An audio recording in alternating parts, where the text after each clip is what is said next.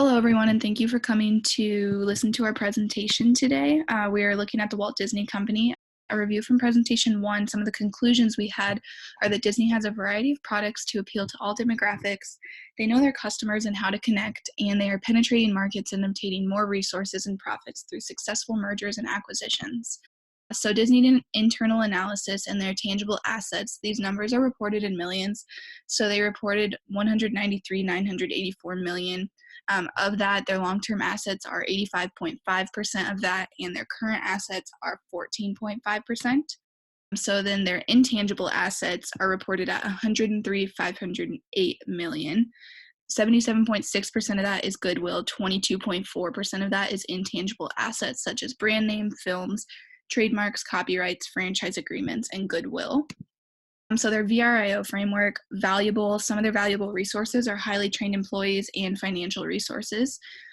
Rare patents and trademarks obviously make them rare, and imitatable, you can't imitate it when they have a patent and trademark, along with their extensive distribution network that makes it hard to imitate Disney.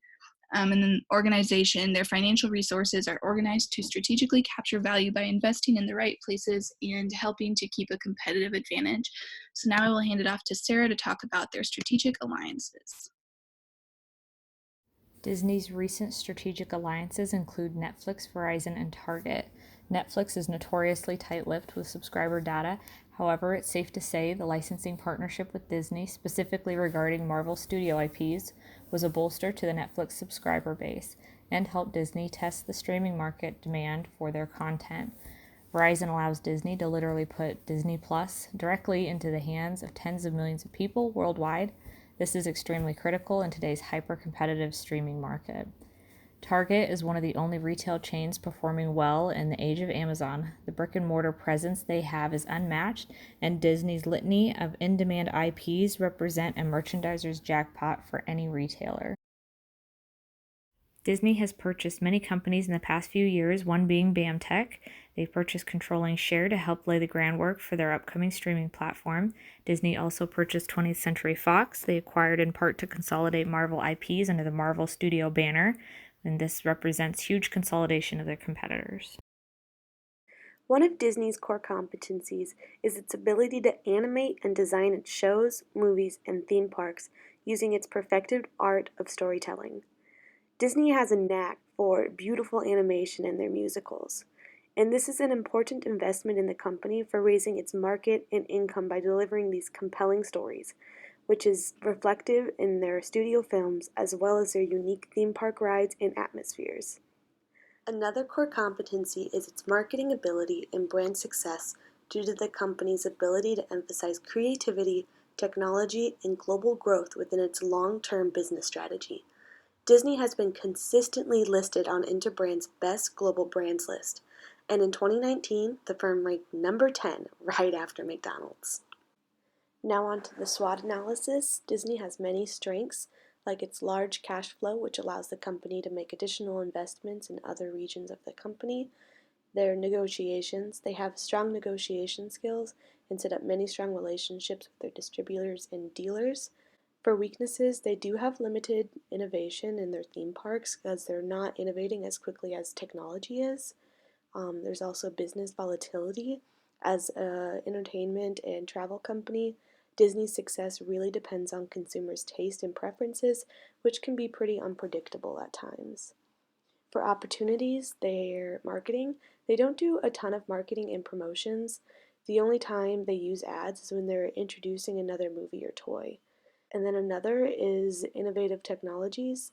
They have lots of expertise in the mass media industry, and they could adopt new technologies to improve its global business. Moving on to their external threats, there is high expenses. They spend large amounts on their workforce and training.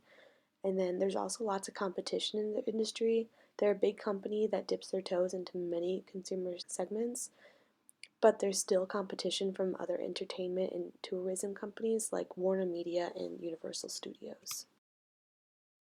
Disney uses a multi-divisional organizational structure, which is common in diversified companies, and splits up their 5 business segments: interactive media, studio entertainment, consumer products, parks and resorts, and media networks.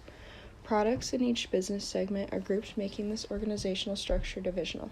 This structure has been a competitive advantage for Disney because of Disney's worldwide reach geographically. Disney avoids inertia by grouping similar products, and because of this, they are able to act fast on changing entertainment expectations. COVID-19 has had many effects on Disney as social distancing has been put to practice. Parks, productions, and live sports were all forced to shut down.